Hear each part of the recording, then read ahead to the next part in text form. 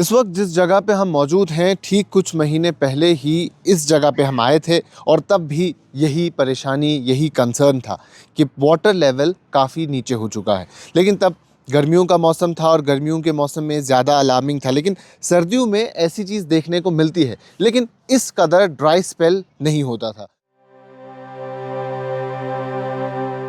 बिल्कुल सामने जो आप ये हाउस बोट देख रहे होंगे, इनका कहना है कि जहां हम अभी खड़े हैं ये सतह पानी के नीचे होती थी और एक लेवल तक पानी मौसम सरमा में भी देखने को मिलता था। लेकिन इस बार कंटिन्यूस ड्राई स्पेल के चलते वाटर लेवल्स काफ़ी नीचे हो चुकी है। न सिर्फ झेलम का हाल ऐसा है, बल्कि जितनी छोटी छोटी ट्रिब्यूटरीज़ हैं, छोटे दरिया हैं, स्प्रिंग्स हैं, वो भी सूखते हुए नज़र आ रहे हैं। वहीं अक्रॉस कश्मीर या अक्रॉस जम्मू कश्मीर ऐसी ही सूरत हाल है। अगर हम श्रीनगर की बात करें या फिर पुलवामा की बात करें, साउथ कश्मीर, नॉर्थ कश्मीर की बात करें, तो हर तरफ ऐसी ही सिचुएशन देखने को मिलती है। मेजर दरिया कश्मीर में जो फ्लो करता है वो दरियाए जहलम है, लेकिन इसके अलावा जो छोटे वाटर स्प्रिंग्स हैं वो भी सूख चुके हैं और वजह बताई जाती है ड्राई स्पेल।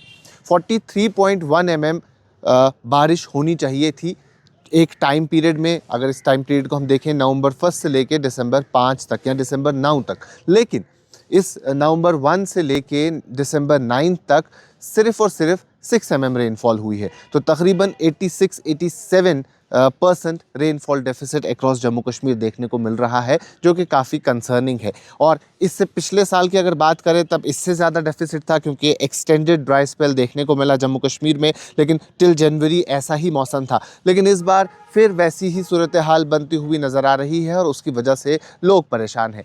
और मैं अगर ओवरऑल आपको बता दूं तो जम्मू कश्मीर के दो ऐसे डिस्ट्रिक्ट भी हैं जो जम्मू प्रोविंस के हैं, कठुआ और किश्तवाड़, जहां 0% रेनफॉल हुई है, यानी वो 100% रेनफॉल डेफिसिट है इस टाइम पीरियड में, जो कि काफ़ी ज़्यादा अलार्मिंग है। जम्मू कश्मीर माउंटेनस रीजन है, पहाड़ों पे भी आबादी बसती है, लेकिन जिस किस्म की बारिश, जिस इंटेंसिटी से बर्फ़ यहाँ होनी चाहिए थी, पिछले कुछ साल से वो देखने को नहीं मिल रही। और उसके चलते मौजूदा वक्त में हम देखते हैं कि फॉरेस्ट फायर्स भी देखने को मिल रहे हैं। अब वल्नरेबिलिटी ज़्यादा है क्योंकि खुशसाली होती है, पत्ते सूखे होते हैं, घास सूखी होती है और उसके चलते जंगलों में भी आग लग जाती है। और वो न सिर्फ वहाँ के रहने वालों को नुकसान है, बल्कि जो हैबिटेट वो कई सारे जानवरों का है, कई सारे परिंदों का है, उन्हें भी नुकसान इसकी वजह से होता है। वहीं कश्मीर की हवा को लेके भी काफ़ी बात चल रही है कि AQI 300 तक पहुँच चुका है और काफ़ी कंसर्निंग है। ये कई सारे रीज़न्स की वजह से होता है। एक रीज़न पोल्यूशन है, गाड़ियों से निकलता धुआं, वो भी एक रीज़न है।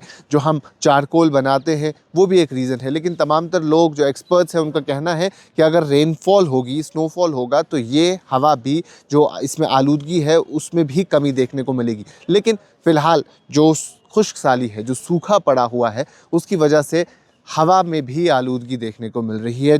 जम्मू कश्मीर की हवा भी ख़राब है और यहाँ की हवा के लिए कई सारे लोग यहाँ आते थे जो मुल्क के अलग अलग हिस्सों में पोल्यूशन की वजह से परेशान होते थे, वो कुछ दिन यहाँ गुजारने के लिए आते थे। लेकिन अब अगर यहाँ भी यही सूरत हाल रहती है, यहाँ भी ऐसा ही मौसम रहता है, तो फिर वो लोग कहाँ जाएंगे।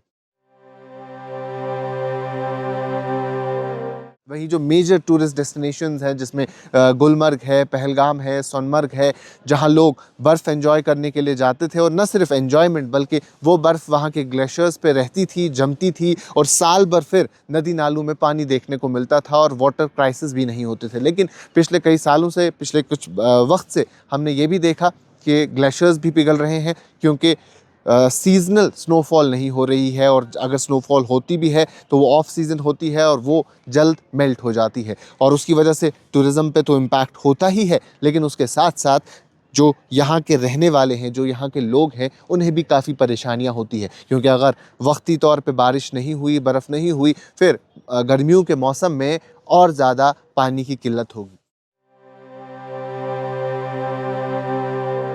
अब इस खुश्क साली से कई सारी परेशानियां आती है, लेकिन उन परेशानियों के साथ साथ कई सारी बीमारियां भी आती है, क्योंकि ड्राई वेदर के चलते आजकल आपने देखा होगा कि लोग परेशान हैं, खांसी, ज़ुकाम, उनका चेस्ट कंजेशन, और ये तमाम तर परेशानियां जो हैं वो सिर्फ़ और सिर्फ खुश्क साली की वजह से है, सूखे की वजह से है। और अगर बारिशें हों तो फिर कहीं ना कहीं इन तमाम परेशानियों का सल्यूशन वही बारिश रहेगी। अब एक्सपर्ट्स का कहना है कि फ़िलहाल मेजर कुछ देखने को नहीं मिलेगा। हमने देखा कि पिछले कुछ दिनों में कई सारे अपर रीचेज़ में, ख़ास तौर पे पहाड़ी इलाकों में बर्फ़ देखने को मिली, लेकिन उस इंटेंसिटी की नहीं।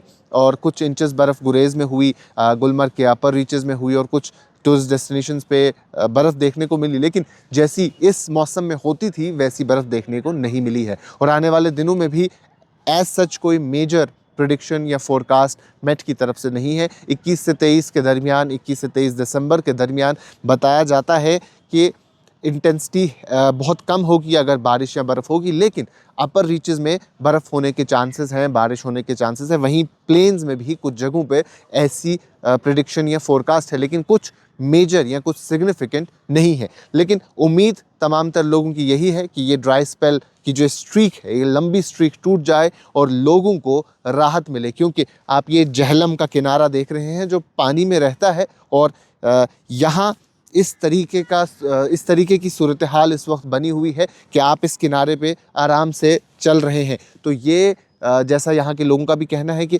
यूजुअली विंटर्स में वाटर लेवल कम होती है, लेकिन इतनी कम नहीं होती जिसकी वजह से आप यहाँ भी चल पाएँ और यहाँ भी ये एरिया पूरा पानी में ही देखने को मिलता है। तो आने वाले दिनों में यही उम्मीद कर सकते हैं कि अपर रीचेज़ में और प्लेन्स में बर्फ़ देखने को मिले, क्योंकि 21 दिसंबर से फिर चिले कलान की भी आमद है और वो 40 दिन हार्शेस्ट पीरियड माने जाते हैं विंटर्स के, जिसमें इंटेंसिटी टेम्परेचर की भी बढ़ जाती है, बर्फ़बारिश भी देखने को मिलती है। और उस टाइम पीरियड में जो बारिश या जो बर्फ़ ख़ास तौर पे पहाड़ी इलाकों में पड़ती है वो काफ़ी वक्त तक रहती है, वो सॉलिड स्नो होता है और फिर धीरे धीरे वो गर्मियों में मेल्ट होता है, जिसकी वजह से नदी नालों में भी पानी देखने को मिलता है। तो वो हार्श पीरियड में भी अगर बारिशें हुई, बर्फ़ हुई, तो उसकी वजह से भी लोगों को ओवरऑल राहत हो सकती है।